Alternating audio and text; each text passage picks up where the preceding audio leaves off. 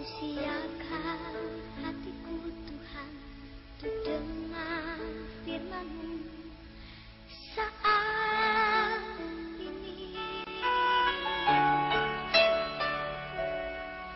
Ku sujud menyembah-Mu Tuhan, masuk hadirat-Mu saat ini. Curahkan urapan-Mu Tuhan bagi jemaat-Mu saat ini. Ku siapkan hatiku Tuhan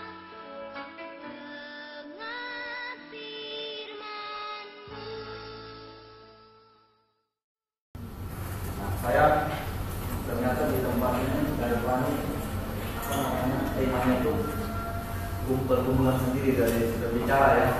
Jadi kemarin saya cek tema sampai tema yang kemarin ternyata temanya galau ya. Temanya galau ya.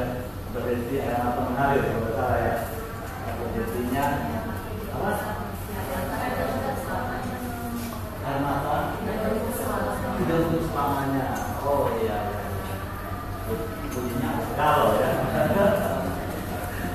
Ya, memang suatu hari air mata kita akan berhenti itu dari Tuhan. Tapi selama di dunia yang seperti ini, di dunia yang berdosa seperti ini, sebenarnya air mata tidak akan pernah berhenti mengalir. Sampai kita nanti akhirnya berhenti di dunia. Nah, itu kalau air mata tidak ada lagi. Ya, satu karena sudah mati ya. Dua karena nanti di kelanjutan itu tergantung. Kalau kita di tempat yang mengeringnya, mau nggak mau air mata mengalir itu nggak ada guna lagi. Tapi di tempat yang satu yang Tuhan jadikan bagi orang yang percaya, di sana hanya ada kepuasan kebahagiaan selamanya. Nah, hari ini agak beda dengan yang kemarin ya. Kemarin itu boleh memang air mata nggak selamanya mengalir. Tapi hari ini saya kasih tema Be brave for God. Beranilah bagi Tuhan, bagi Allah. Ini satu tema yang penting karena saat ini kalau saya lihat ya, belakangan ini orang-orang Kristen itu sudah tidak punya keyakinan. Kita tuh orang Kristen kadang-kadang sering kali merasa minder dari orang Kristen itu. Kita lebih banyak loyonya daripada teguhnya, lebih banyak goyangnya daripada kokohnya. Kalau kita bilang jadi Kristen itu memang akan nangis, akan susah, akan menderita, tapi gimana? Itu beda. Saya tanya kamu, kalau gak jadi Kristen memangnya kita gak akan nangis. Jadi Buddha, jadi Islam atau jadi ateis. Saya gak akan nangis. Air mata gak ada. Saya jadi orang yang berani. Gak akan pernah alami hal-hal yang menderita. Kalau saya jadi mahasiswa gak perlu belajar kita sendiri.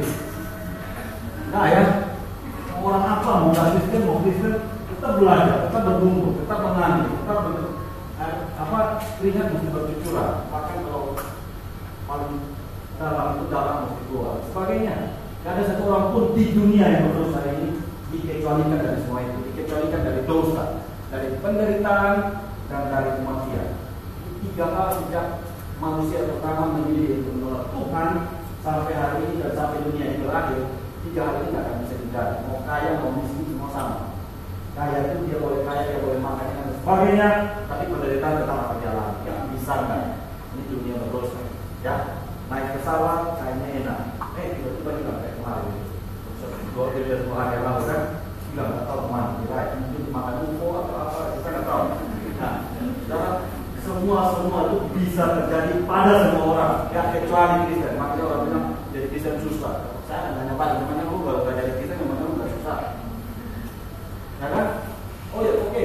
Kalau jadi Kristen nggak boleh ini, nggak boleh itu. Oke, berhenti jadi Kristen, jadi yang lain. Ada aturannya juga. Bahkan jadi ateis itu ada aturan. Orang ateis juga ada aturan. Rendah. Atau orang yang nggak mau, pokoknya saya mau bilang ateis, nggak mau agama, tetap dia punya aturan. Dua dia mesti bisa hidup. Nah, dia ada nggak bolehnya. Nggak boleh ini, nggak boleh itu juga. Tapi Kristen itu lebih dari orang Kristen itu embrace masalah, embrace penderitaan. Itu beda. Nah, Hari ini kita akan lihat itu dalam tema yang Be Brave for God. Dunia betul sama bagaimana kita berani dalam itu. Seringkali anak-anak Tuhan itu kalau untuk Tuhan itu nomor dua. Kalau untuk Tuhan itu bisa dikorbankan. Tapi kalau untuk diri itu utama. Saudara, saya bersyukur saya dapat kemarin untuk tema-tema. Bagian paling bawah ada tulisan bilang sekalipun UTS atau UAS, FF itu kata jalan. Oh, haleluya, itu Tuhan. Baik sekali, benar. Tempat lain kalau kesulitan sekolah, UTS, UAS itu berhenti. Nah, itu saya. Kalau kalian mau seperti itu, ya Tuhan akan buat hal yang luar biasa. Mari pagi siang hari ini kita akan mulai belajar bagaimana kita bisa berani bagi Allah. Tuhan itu terlalu berharga untuk kita sepelekan, terlalu berharga untuk kita abaikan. Tuhan itu dia harus mendapatkan seluruh effort kita, usaha kita, keberanian. Dia tidak pantas mendapatkan setengah-setengah. Kalau dia mendapatkan seluruhnya kita, baru kita tahu hidup itu ada kedalaman. Kalau nggak hidup kita itu mediocre. Kalau mediocre ya, kalau begitu ada hidupnya. Kita sekolah ya begini-begini. Ala kadarnya, bukan ala kadar itu tidak enak. Kalau ala kadarnya kita makan ala kadarnya nggak apa-apa. Jangan hemat untuk supaya punya tujuan besar. Tapi kalau hidupnya itu ala kadarnya, itu hidup yang tak layak jalan. Ya, itu harus jalan hidup itu yang full heart dalam hal saya. Nah, mari kita pertama-tama belajar bagaimana bisa berani bagi Tuhan. Bagaimana bisa berani bagi Tuhan yang diajarkan Alkitab. Alkitab mengajarkan ada banyak cara bagaimana kita belajar untuk berani bagi Tuhan. Bagi Tuhan. Kalau kita mau baca itu semua, mau belajar itu semua, pertemuannya nggak akan sekian jam aja di sini ya. Perlu panjang sekali. Maka pada siang ini saya batasi 3 saja. Kita akan pelajari 3 ciri, 3 pergumulan yang harus dimiliki oleh anak-anak Tuhan, khususnya pemuda, berani bagi Tuhan. Yang pertama, kesetiaan terhadap Tuhan, terhadap perintah dan hukum-hukumnya itu harus yang terutama. Kita buka Daniel pasal 3. Jadi saya nggak pakai satu bagian Alkitab untuk baca semua lalu kemudian kita berbahas. Jadi saya tes poin, saya baca, kita belajar poin itu lalu langsung diterang langsung saya renungkannya. Daniel 3, kita baca ayat 16 sampai 18. Daniel 3 ayat 16 sampai 18. Kalau sudah ketemu, kita baca sama-sama 3 ayat ini ya. 2, 3.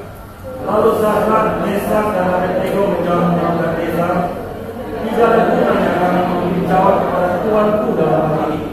Jika Allah kami yang kami puja sanggup melepaskan kami, maka ia akan melepaskan kami dari rakyat yang menyatakan dan dari dalam tanganmu ya raja.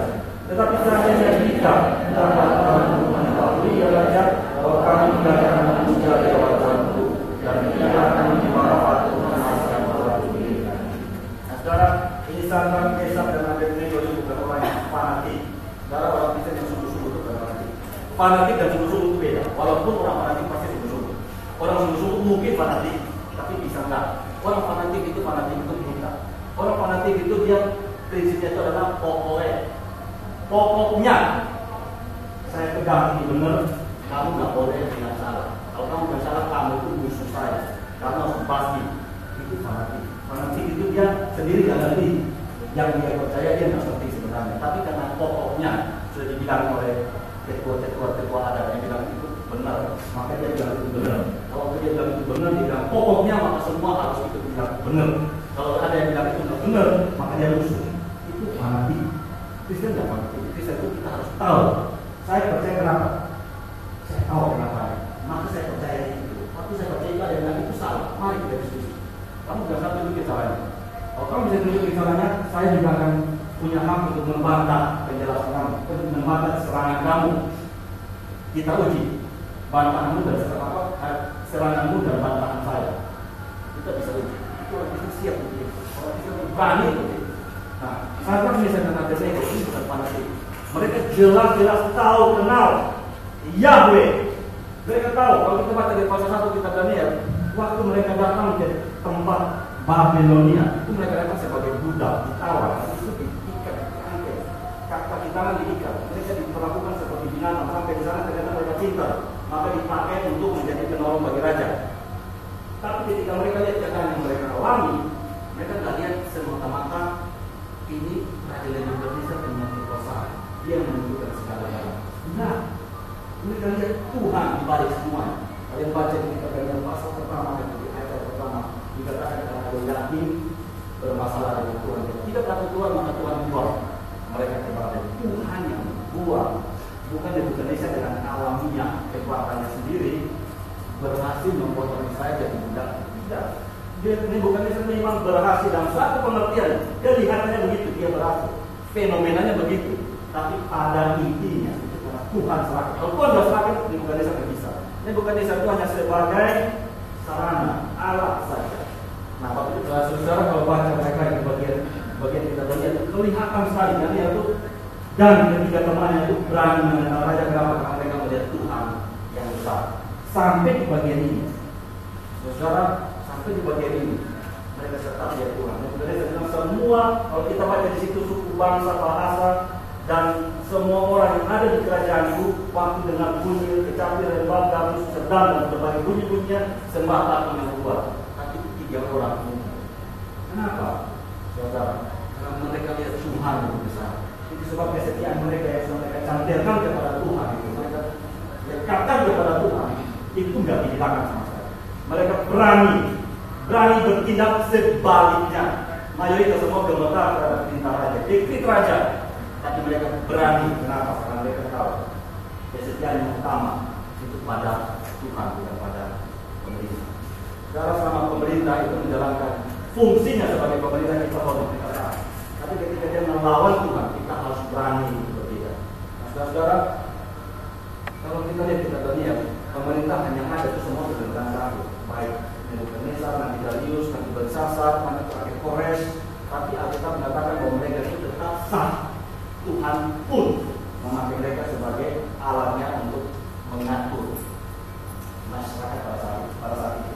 Tetapi tuntutan Tuhan bagi pengikut-pengikutnya itu adalah kesetiaan kepadaku harus lebih besar. Dan itu dijelaskan oleh ketiga orang ini. Setia ketika semua orang yang lain berbeda. Kenapa begitu? Karena mereka melihat mereka punya view yang jelas tentang kebesaran Tuhan.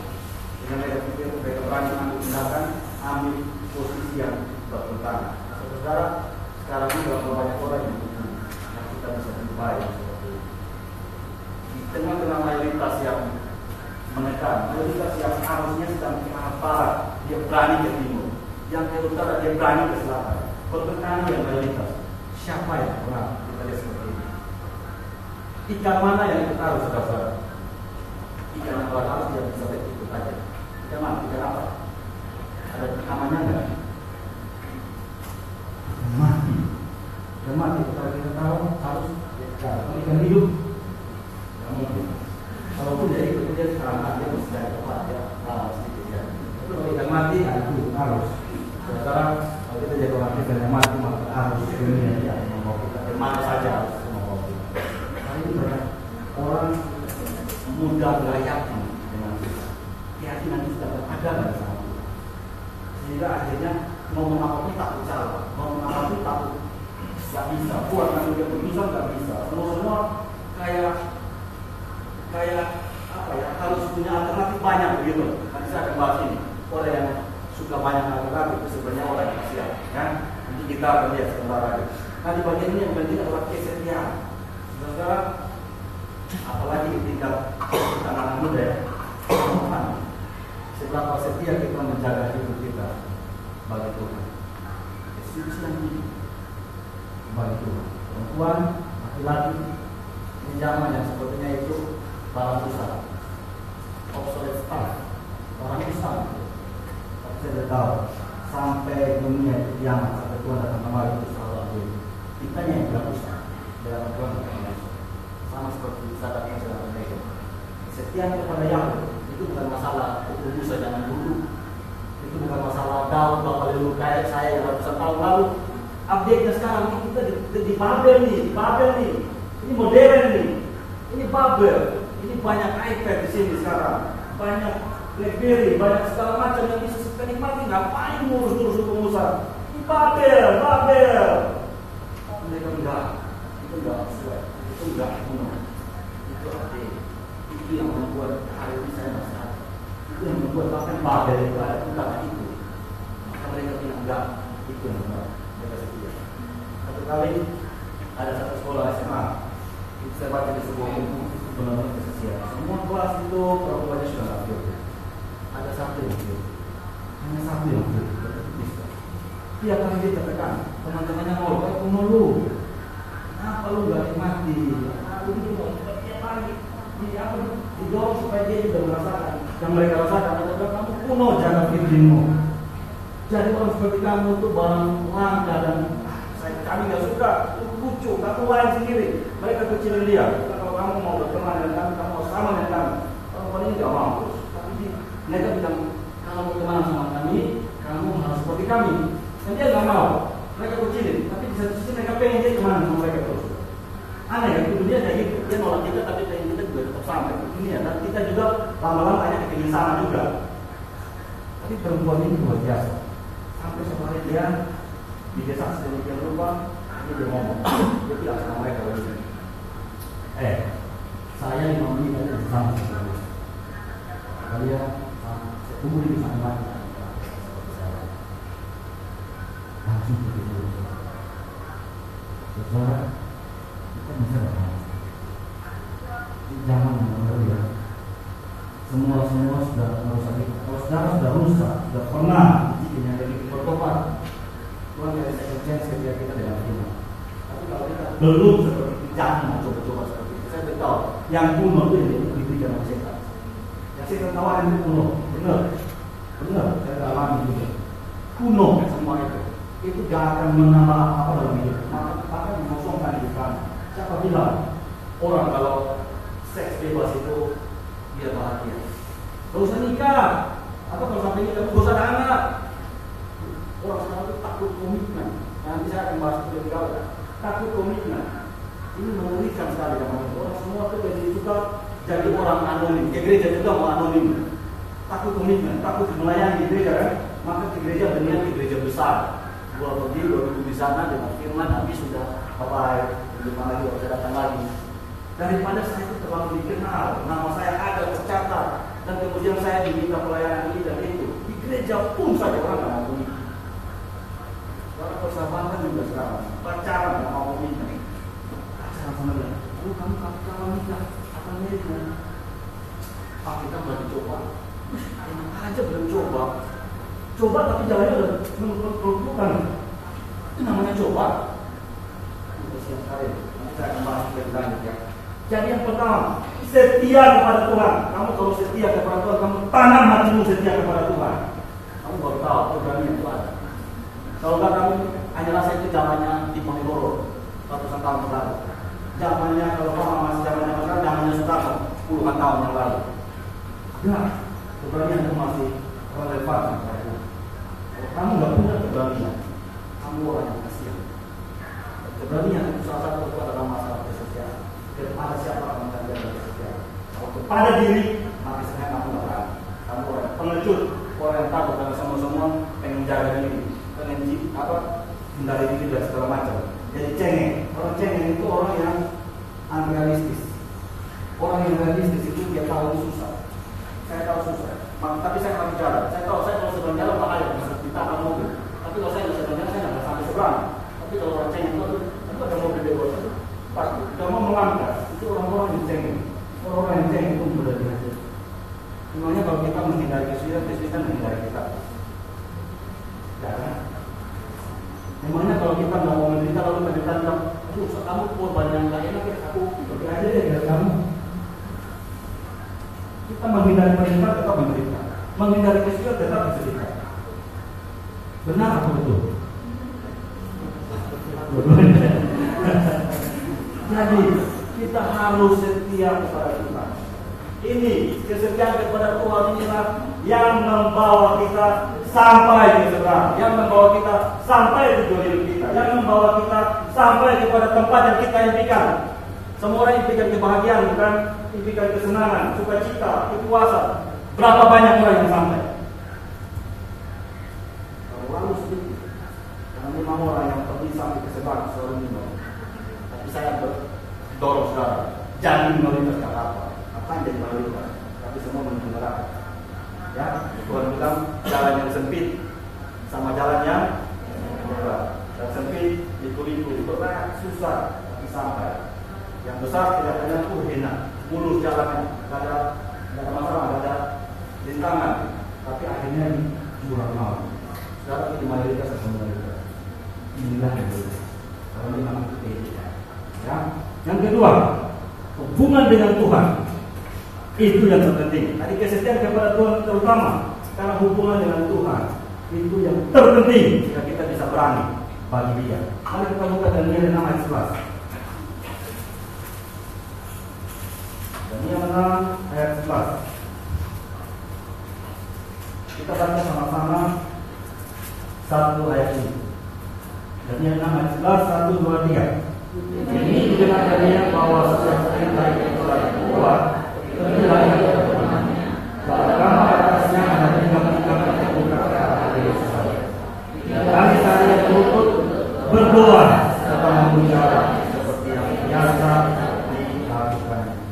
Sekarang ini kisah tadi mungkin sudah cukup akrab ya. Ini kisah orang-orang ini iri. Lihat Daniel kalau dipakai raja begitu luar biasa, dikasih kedudukan yang besar, kedudukan yang tinggi, maka mereka iri. Lalu mereka mencari salahnya dalam hal pemerintahan. Mereka cari cek-cek, mereka audit dia punya kekayaan, mungkin mereka dia punya apa pekerjaan yang mereka lihat, dia punya administrasinya bagaimana, sampai dia begitu detik nggak ada salahnya sama sekali. Tapi yang unik dari Daniel itu adalah masalah ibadahnya sama Yahweh. Kalau mereka itu gimana caranya jatuh ini? Ini jalannya kayak dari jatuhin, saudara ya. Dulu ada perjanjian batu tulis, begini. Maka ketika sekarang kok sudah berubah, maka ini mau diangkat supaya menjatuhkan.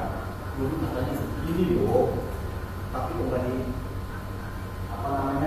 nggak ditepati. Ini namanya kata dan perbuatan nggak sama. Ini ngomongnya ini kata dan perbuatan nggak sama. Dan lihat dari sendiri, banyak kata dan perbuatan yang nggak sama.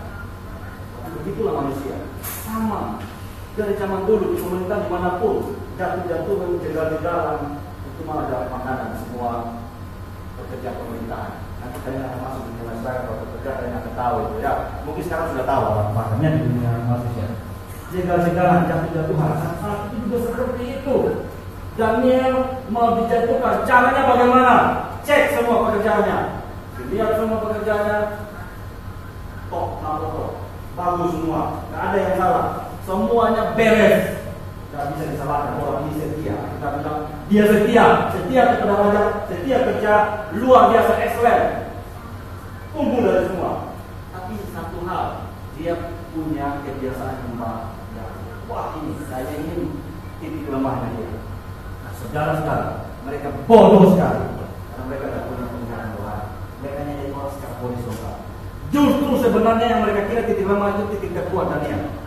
Daniel bisa kerja begitu rupa, begitu luar biasa, karena hubungan dengan Tuhan itu yang terutama bagi dia. Saudara lihat, ayat 11 kata ini pertama kita lihat itu demi didengar Daniel. Kata didengar Daniel itu bukan dengar sambil lamun. Itu artinya Daniel itu pelajari baik-baik itu dekret raja. Dekret yang bilang selama 30 hari tidak boleh ada satu orang pun di dalam pemerintahan itu, baik rakyat dan bersaksi siapapun yang boleh berdoa kepada Allahnya, kecuali kalau dia mau berdoa kepada raja. Saudara, kalau dekret seperti ini sebenarnya kalau Daniel mau cari aman gampang, terlalu gampang. Pertama, dia berhenti berdoa aja, gak usah berdoa kepada Yahweh selama 30 hari aja kok. Dia gak perlu berdoa kepada siapa-siapa, termasuk kepada raja, tapi juga termasuk kepada Yahweh, kepada Tuhan. Aman kan? Dia gak nyalahin hukum Tuhan. Dia gak akan jatuh ke dalam penyembahan berhala karena dia gak berdoa kepada raja. Benar atau betul? Benar ya? Dan betul juga. Kemudian, saudara, dia juga gak akan salah sama raja karena dia juga gak berdoa kepada Yahweh. Dan itu hanya 30 hari doang. Kan gampang. Kalau itu jalan keluar yang mudah sekali kan? Oh, berhenti aja. Gak masalah 30 hari. Masa sih Tuhan anggap itu terlalu penting sih. Kan kita juga kadang-kadang kalau kagak gereja hari ini, Tuhan mengertilah saya akan lagi dulu. Tuhan mengertilah saya akan lagi galau. Nah gitu ya. Saya lagi galau, merasa saya harus gereja. Gak enak. Bagi Daniel, yang terpenting justru hubungan daily life dengan Tuhan, daily relationship. Hubungan sehari-hari dengan Tuhan itu more important daripada apapun yang lain. Saudara, ini hal yang kita anggap remeh, hal yang kita anggap biasa sebenarnya, dianggap penting sekali oleh Daniel. Dan dia tahu, tanpa ini semua pekerjaan dia yang begitu ekstrim sudah ada. Dia menempatkan hubungan yang penting dengan Tuhan itu di atas segala-galanya. Sampai-sampai David seperti ini pun dia nggak cari jalan keluar yang mudah. Bahkan saudara kalau baca di situ dikatakan pergilah ia ke rumahnya. Lalu di kamar atas ada tingkap-tingkap yang terbuka, orang bisa lihat. Betul karena dia sudah 3 kali sehari yang berlutut berdoa memuji Allah, dan dikatakan situ seperti yang biasa dilakukannya. Tingkap-tingkap yang terbuka sehingga dia tidak menghindari deteksi orang. Pesawat itu menghindari deteksi orang. Enggak. Dia berani menghadapi semua risiko. Untuk apa yang dia lakukan yang kita tuliskan biasa dilakukannya, tapi ini nggak biasa-biasa saja bagi dia. Dan dia mendekatkan penting relasi dengan Tuhan. Sekarang relasi dengan Tuhan bukan saya. Apa kamu punya? Atau kalau kamu punya bolong-bolong, kalau kamu punya bertobat, ini adalah sama Tuhan. Kalau sudah punya minta lebih sungguh-sungguh sama Tuhan. Sekarang Tuhan menyata Tuhan sendiri. Kamu nggak akan punya penjelasan logis apapun kalau Tuhan tidak. Kita berani berkata logis. Orang bilang, kalau Tuhan gak ada yang logis, gak ada penjelasan logis apapun. Kalau Tuhan itu bukan Tritunggal yang Esa, Tritunggal yang orang Kristen, tetap juga gak ada logis. Gak bisa logis. Akan selalu unconsistent, akan berketerangan terus. Hanya Allah Tritunggal, maka dia benar-benar Allah yang hidup. Itu sebabnya dia itu berhak mendapatkan segala dedikasi, berhak mendapatkan segala sukacita kerinduan dari manusia terhadap dirinya. Kalau Tuhan itu bukan egois kita manusia. Saya egois itu kacau. Saya ini terbatas. Saya ini tidak bisa beri apa-apa kepada orang lain. Saya terbatas dalam berbagai hal. Tapi ketika kita bilang Tuhan itu tidak bisa bilang egois, walaupun dia itu demi dirinya. Tapi ketika dia bilang demi dirinya, justru demi dirinya itulah saya menemukan kebahagiaan. Saya tidak akan habis ketika saya memberikan semuanya kepada Tuhan. Ketika saya mengambil semuanya kepada saya jadi kosong, saya jadi habis. Tapi ketika saya menyerahkan semuanya kepada Tuhan, maka saya menemukan diri saya itu paradoksnya gitu. Atau kamu berserah sepenuhnya, kamu tidak habis. Kamu adalah something, kamu sesuatu, kamu seseorang, kamu pribadi yang berharga. Tapi ketika kamu mengambil semua untuk kamu, tidak ada lagi untuk Tuhan, semua untuk kamu, semua untuk kamu sudah mengosongkan diri kamu. Kamu menjadi nanti, kamu tidak ada apa-apanya. Sekarang dan dia saling, dan dia berani bagi Tuhan. Kenapa? Karena hubungan pribadi dengan Tuhan. Setelah dia kecap itu, dia tahu ini yang terpenting. Karena kita mengatakan seluruh pekerjaan dia luar biasa.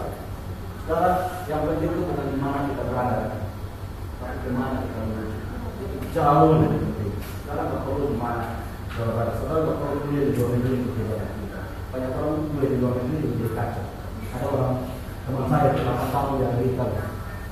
Dia mau melakukan dan lalu apa bisa keren kan? Sekali ada bule datang ngomong, waduh dia nggak bisa bahasa Inggris, bahasa Inggris juga berkotak. Berapa tahun di Malaysia ngapain aja? Itu juga ada yang juga ya belajar, tapi ketemu orang Indonesia dulu, ketemu orang Indonesia dulu. Kalau dia nggak pernah belajar, berapa tahun ya? Bahasa ini kita berkotak. Karena kita, pak Miller ya kalau ada dari luar negeri, kan belum tentu loh dia bisa. Karena yang jadi saudara itu serius, sungguh-sungguh, saudara punya hubungan dengan Tuhan. Demi nama Tuhan, demi Tuhan itu sendiri. Saudara dengan dia sedemikian rupa, saudara berjuang, berani demi nama itu. Ya, hidup itu akan membawa saudara sampai dimanapun saja. Yang namanya dia, yang namanya kita. Tuhan itu bukan Allah yang so egois kayak kita. Pokoknya semua untuk kemuliaanku. Kamu nggak ada kemuliaan apa-apa. Nggak, kamu baca kita baik-baik. Ketika saya kasih kemuliaan semuanya untuk Tuhan, saya mendapatkan kemuliaan saya sebagai makhluk. Bahkan anak Tuhan, Yesus Kristus waktu dalam dunia dikatakan apa? Yang dikehendaki, yang paling aku lakukan sebagai misiku adalah kehendak Bapa, bukan kehendak. Aku mengerjakan pekerjaan Bapa, bukan pekerjaan. Wah, kalau kita lihat tidak saja di Kalimantan itu, ya aja sudah apa Pekerjaan dia yang dikerjakan. Kalau kepentingan siapa gimana? Saudara kalau mau baca terus nanti kita akan lihat.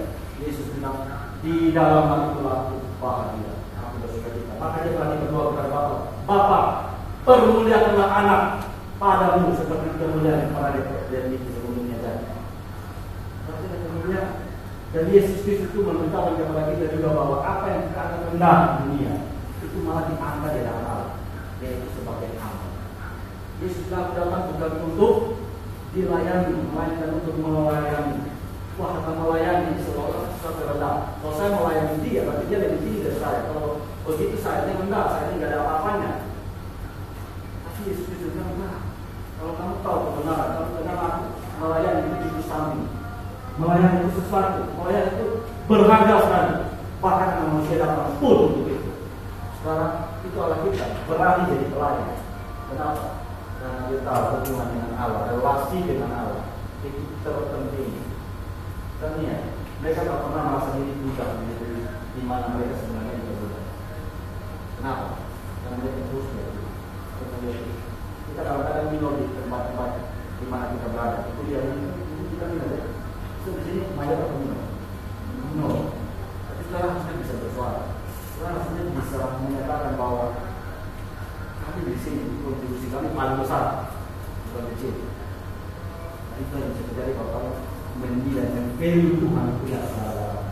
Itu untuk dia hadapan mereka kecil.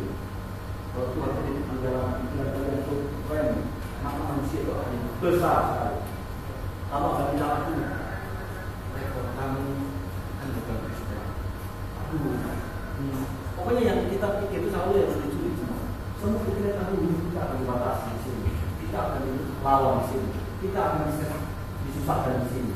Semuanya itu akan menyusahkan. Kenapa? Karena kita lihat manusia. Kita lihat yang mengendalikan kita itu adalah manusia. Aduh, sebentar Indonesia dipimpin siapa ya? Aduh, kalau yang ini, aduh hancurlah negeriku. Kalau yang ini, aduh melengkung. Kalau yang ini, aduh jahat sekali. Aduh, kalau yang ini, kita mulai pikir di mana yang ada depan, mulai pikir ke depan. Mana mencari sekolah yang kuat? Kalau nanti mama orang-orang yang di seberang sana itu mau menerapkan agama mereka, karena ada usaha seperti itu kan. Buat Indonesia kembali ke masa yang lalu, kembali kepada syariat. Waduh, kita Kristen ya. Wah, langsung pikir, baik kan, mending aku ganti aja, ya kecil, aman begitu ya. Nah, perempuan juga mulai, aku juga harus ganti pakaianku, pakai yang sesuai. Saudara kalau sampai seperti itu, saudara tidak akan ketemu yang namanya hidup yang berarti. Saudara tidak akan ketemu pekerjaan itu. Saudara bahkan nafas Obama pasti dalam genggaman Allah. Kamu harus lihat Tuhan genggam nafasnya. Kamu harus lihat Tuhan genggam nafas SBY. Kamu harus bisa lihat itu. Itu yang membuat kamu punya gairah, semangat luar biasa, berani. Dan itu kamu lihatnya bagaimana? Itu kalau daily life-mu itu adalah hubungan dengan Tuhan. Itu terutama. Saudara, kalau kita pacaran aja ya, supaya kita kenal dengan pacar kita, itu kita pengen sering ketemu kan. Kalau kita pernah ketemu lalu dia ketemunya enak terus, dia bicara lalu sama saya nanti. Nah, walaupun bagaimana apa, walau bagaimanapun pacar kita itu kita akan lihat the most beautiful in the world kan. Kita akan seperti itu. Kalau kita lihat dia kan, semua biasa, tapi dia paling yang lebih. Itu masih terus. Itu masalah relasi loh sebenarnya. Nanti saya beritahu kalian, saya kemarin tanya orang-orang yang kerja di sekolah, di tempat pekerjaan lain. Saya tanya, ternyata alasan orang-orang senang kerja di sini atau bahkan mungkin kalian kuliah di sini itu senang. Kalau kalian terpaksa pun itu karena kalian mau pilih yang lain aja ya. Nanti kalau sampai kalian senang atau kalian tidak senang, itu lebih banyak masalahnya apa sih? Sebenarnya masalahnya apa? Kan di tempat kerja juga akan sama loh. Masalahnya itu sebenarnya adalah relasi. Benar. Saya beritahu kalian, sampai ke tempat pekerjaan yang paling top di dunia pun sekalipun, itu juga orang bisa kerja di sana pun tak ada relasi. Orang bilang nepotisme itu tidak benar. Benar, maksud dia. Tapi nepotisme itu salah satu sarana sebenarnya. Bahkan kamu di satu tempat itu bisa merasa nyaman at home, itu kata relasi. Kamu kalau kerja bagus bagaimanapun, kamu dapat gaji besar bagaimanapun, tapi kalau teman-teman kerja tak ada yang bagus, kamu tidak kenal. Saya punya saudara, sekarang dia lagi kerja di keluarga juga. Setelah dia pulang, dia 1 tahun kerja di Amerika, bagus, dia balik, lalu ada keluarga, ada kerjasama di tempat dia. Dia sekarang ingin keluar negeri lagi, dia pengen kerja di luar aja. Nah, kenapa demikian? Karena ketika ini panggil untuk kerja, dia senang. Karena kemudian kerjanya, pokoknya diciptakan begini-begini lah. Lalu kemudian gajinya besar, gaji awalnya langsung besar. Untuk dia yang masih single, besar sekali. Kalau dia menikah pun gaji itu besar. Tapi sampai hari ini dia ada ingin keluar, gak nyaman, pengen keluar cepat-cepat. Kalau dia mau pergi kerja di sana, tanya yang diskusi, masalahnya adalah relasi. Dia gak nyaman itu karena relasi. Karena keluarga yang ada dia kerja itu hubungannya sudah tidak baik lagi. Dia merasa privasinya banyak dilanggar. Dia merasa privasinya banyak dikekang. Kayak hidup apa? Keinginan-keinginannya dikekang. Ya, pokoknya merasa ini tidak benar. Ini tidak untuk bocah, dikekang dan sebagainya. Dan dia tidak nyaman. Makanya dia ingin keluar. Bahkan sampai dia bilang, kalau saya tidak dapat dituan pun, saya tidak akan mau kerja di sini. Gajinya besar, saya juga ingin bisa kerja di sini. Ya secara manusia ya, kita lihat begitu. Ternyata relasi penting. Kamu sekolah di sini, mungkin karena teman-teman buat kamu nyaman, kamu senang, ada relasi. Coba kamu nggak punya relasi lain. Kalau kamu bertahan pun itu karena sudah ada pilihan lain ya. Tapi kalau kamu bertahan karena ada relasi, itu menunjukkan bahwa memang relasi itu benar-benar penting. Sama saudara. Kalau tinggal di dunia ini sebenarnya yang paling membuat saudara punya perasaan itu mendalam, yang membuat saudara perasaan itu nyaman di dunia, walaupun dunia ini seperti ini rusaknya, yang membuat manusia itu selalu mengeluh tiap hari. Tanya abang becak, tanya abang bajai, tanya semua sopir-sopir, tanya semua pekerja, bahkan sampai yang pakai dasi tiap hari ke tempat kerja jaga dan sebagainya, tanya, ini zaman lebih baik kan? Jawabannya selalu banyak susah, lebih susah dari dulu, lebih susah. Orang-orang semua mengeluh hari ini. Kenapa? Karena mereka nggak punya relasi. Nggak punya relasi dengan pengendali dunia ini. Sekarang kalau saudara punya relasi dengan Tuhan, sekarang dimanapun, kalau di Indonesia mungkin ke depan kita nggak tahu apa yang terjadi. Kerusakan mungkin yang akan dengan kita di depan, kita tetap merasa nyaman. Ini dunia, my father's house, rumah bapakku, ini milik bapakku.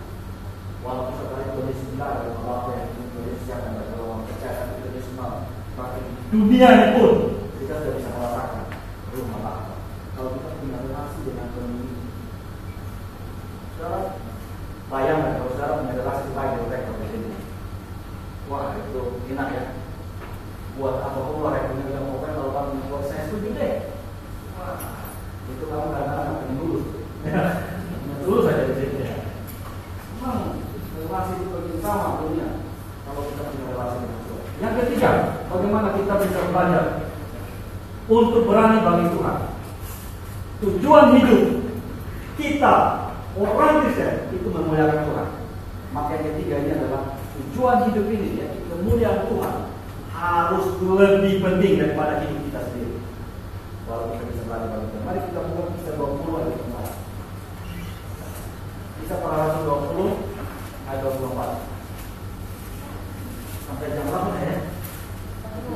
Jam 1. Aduh, setengah 1. Lewat nih. Masih berapa menit? Jadi 5 menit ya. 5 menit ya. Oke, 5 menit ya. Terus ini masalah nih. Sudah lewat 15 menit. Sampai 5 menit ya. 5 menit lagi ya. Kisah Para Rasul 20 ayat 24. Kisah 20 ayat 24. Kalau sudah ketemu, kita baca sama-sama. 2, 3. Tetapi aku tidak meninggalkan waktu sedikit pun, asal saja aku dapat mencapai garis akhir dan menyelesaikan pelayanan yang diberikan oleh Tuhan Yesus kepadaku untuk memberi kesaksian tentang Injil kasih karunia Allah. Saudara, tujuan hidup Paulus itu lebih penting daripada hidupnya sendiri. Ini bukan Machiavelli. Machiavelli bilang tujuan kalau penting maka segala sesuatu bisa dihalalkan. Segala sesuatu cara menjadi halal karena tujuan. Itu Machiavelli. Maka supaya saya bisa sampai tujuan, saya boleh korbankan apa saja. Dan yang saya korbankan itu adalah kamu. Kamu bisa saya manfaatkan, saya korbankan. Pokoknya kepentingan saya, tujuan saya tercapai. Tapi bila ketika kita bilang tujuan hidup bagi kemuliaan Tuhan lebih penting, yang korban siapa? Korban saya. Itu Paulus. Itu seharusnya orang itu. Tujuan hidup memuliakan Tuhan lebih penting daripada hidup itu sendiri. Baru punya keberanian yang luar biasa. Kalau bilang, bahkan aku tidak menghiraukan nyawaku sedikit pun. Di dalam kegemaran itu aku tidak menilai diriku begitu penting bagiku dibanding dengan tujuan ini. Yang penting aku menyelesaikannya. Nah, sekarang ini kalau saya ngomong, saya melainkan ngomong tadi saya ngomong masalah komitmen. Sekarang banyak anak-anak muda udah takut berkomitmen. Orang mau pacaran, pikirnya begini, apa itu kalau bisa jadi rohani ngomongnya. Kemarin saya ngomong dengan pemuda begitu, jadi saya tahu kalau ngomong sama kan. Kok aku jadi yang saya tanya sambil kamu udah jadian nggak sama yang itu tuh? Kata dia sama-sama dengan dan itu kan yang dia punya tuh. Dia bilang masih gemuin kok. Kenapa nggak jadian? Orangnya childish, orangnya selfish. Pokoknya semua yang itu tuh itu yang parah. Saya langsung tanya sama dia, kamu mau yang bagaimana? Yang mature dong kok. Oh begitu. Nah saya tanya sama dia lagi, coba kamu cari sama cewek di muka dunia ini nggak childish. Dia bilang kalau saya tanya, bahkan cowok kamu sendiri, namanya kamu udah mature. Baru udah dia tuh ya. Dia gak mau kumis dengan ceweknya yang dia sekarang lagi kejar, yang lagi dia dekati gitu. Kenapa ini? Lalu kemudian si ceweknya itu kan dia dokter kan, mau ngambil spesialis lagi beberapa tahun lagi. Terus saya bilang, kalau masalahnya dia terlalu lama nanti kalau bisa kayak sendiri sama masalah umum dan sebagainya, kamu putusin aja. Saya ngomongnya putusin aja, cari yang baru, nggak usah galau-galau. Nah, kalau dia bilang, aduh kok ini apa namanya? Tapi gimana ya perasaan? Tadi kamu bilang dia cari segala macam, sekarang perasaan dulu. Ini orang yang mau dia komit kalau semuanya sesuai yang punyanya. Orang begini gak akan jalan, benar. Kadang kamu gak akan sampai, kamu gak akan punya istri yang baik. Orang banyak kali pacaran takut luka. Nanti kalau aku kecewa gimana kok? Nah, kamu mau pacaran gak mau kecewa? Namanya kamu pacaran sama malaikat. Saya bilang sama dia, kalau kamu ketemu perempuan yang gak childish, perempuan yang mature, perempuan yang rohani, perempuan yang segalanya wah begitu. Saya sarankan kamu jangan pacaran dia. Kasihan dia. Kenapa betul? Kasihan kan? Biasanya begitu. Kalau kamu yang banyak celah pacaran sama dia, mana yang susah? Kamu rusakin dia dong. Nah, saya bilang, kamu jangan taruh syarat yang kamu sendiri tidak pernah bisa. Dia mau pacaran, dia taruh syarat di objek. Itu salah. Yang taruh syarat itu saya yang memenuhi syarat itu. Yang penting cewek saya atau cowok saya itu pertama rohani, takut Tuhan. Masalah cahaya dan sebagainya itu perhubungan orang masing-masing. Takut Tuhan itu sudah ada mati di mana kita bilang terang dengan terang, nggak bisa dengan gelap. Tetapi ketika kita masalah cahaya Islam, masalah inilah nanti sebentar pas cek juga penyakitan lah. Ada orang yang mau menikah begitu, takut. Cek dulu. Kenapa cek? Takut. Nanti kalau dia ini kenapa? Enggak, kamu udah ngomong komit. Itu Paulus. Itu seharusnya kita. Komit saja. Sekarang juga ya di dalam kita berrelasi atau kita kuliah, kita ikut satu organisasi dan sebagainya. Komitmen itu penting sekali. Komitmen itu berarti saya berani luka, saya berani sakit, saya berani menderita, saya berani susah, saya berani miskin, saya berani mati. Maka semua itu akan takut sama kamu. Dan saya pikir kalau kamu takut menderita, namanya kamu nggak menderita. Kamu kalau takut itu semua, kamu takut menderita, takut susah, takut miskin, takut mati. Waktu kamu alami ini semua, ini double sama kamu. Benar. Tapi kalau kamu berani, karena kamu tahu Tuhan ada. Dan saya tahu saya ini orang yang juga banyak terbatas. Saya ini bukan orang sempurna. Dan saya mau menjalankan perintah Tuhan. Dan masuk dalam hal relasi dengan orang-orang yang juga tidak sempurna. Maka saya berani harus suka. Saya berani susah. Saya berani kecewa. Pacaran kalau kecewa gimana, ditinggal gimana? Ya itu harus itu resiko. Kalau bisa enggak, harus berani. Kalau kamu bisa tahu akhir perasaan mendalam. Sekarang saya kalau punya perasaan mendalam, orang yang mau menghindar dulu. Bahkan ada ajaran yang memberi dorong kepada kita untuk mendisiplin diri kita sehingga kita nggak punya keinginan. Sehingga kalau orang maki kita pun kita bisa bilang positif ini. tak kenal Tuhan. Dia jangan melakukan tindakan itu orang dapat dia. Benar. Kamu harus berani bilang, gua sakit. Sakit. Kataku mampu. Itu beda. Dia nama enggak. Kamu tadi di mana? Gua apa-apa. Sakit enggak apa-apa. Bilang enggak apa-apa lalu kemudian memang ada semacam perasaan unik. Ada, tapi saya tidak tahu itu sebenarnya pengopos. Itu analisme. Orang Kristen itu, saya kembali kepada tema yang minggu lalu, harus berani menangis. Orang yang hebat menangis, menangis sama cengeng beda. Cengeng itu nggak perlu menangis. Orang yang tidak susah, tahu itu cengeng. Tapi orang yang berani berhadapan dengan kesulitan itu menangis. Kamu kalau nggak pernah menangis, kamu nggak tahu apa itu. Kamu kalau nggak pernah susah, kamu nggak tahu sudah kita bagaimana. Herannya kamu lihat orang-orang yang berhasil itu punya cerita masa lalu kalau kaya itu kenapa dia pernah susah. Coba kalau orang pernah susah, kamu masih tahu? Nggak ada. Tapi ada orang yang tidak susah. Tuhan bilang, jalan, beranilah. Aku nggak menyerahkan nyawa. Dan itu tujuan Tuhan dari itu. Jalan segala hal. Relasi atau teman, suatu hari kalau kamu menikah dan sebagainya suatu hari kamu kerja. Itu tujuan Tuhan untuk berjalan. Itu orang menjalankan itu. Gak ada yang bisa menghalangi kamu. Kamu gak perlu mujizat. Itu sudah mujizat. Kita gak butuh mujizat karena kita bertindak mujizat. Orang yang demikian tindakannya mujizat. Hari mau 3 hari setia kepada Tuhan harus bersama. Kehendak Tuhan harus terpenuhi. Tujuan hidup Tuhan bagi kita harus melebihi hidup kita sendiri. Maka yang mencapai semua yang Tuhan inginkan. Amin. Bapak, terima kasih. Kami bersyukur kami belajar dengan berani pada Tuhan. Kami berdoa kiranya Tuhan tolong kami terus menumbuhkan kebenaran ini pada diri kami.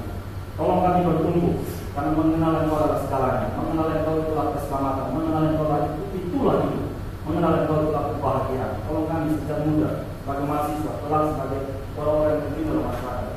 Biarlah kami sungguh menyatakan keunggulan Tuhan, keunggulan iman yang Tuhan berikan kepada kami dengan keberanian menyatakan kesaksian Kristus dalam seluruh daily life aktivitas kami. Kami berdoa, Tuhan tolong. Kami belajar, ketika kami bekerja, ketika kami melakukan apa saja, semuanya kita lakukan dari hati yang sungguh mengenal Tuhan.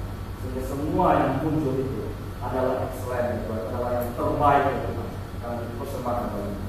Terpujilah nama-Mu dalam nama Yesus kami berdoa. Amin.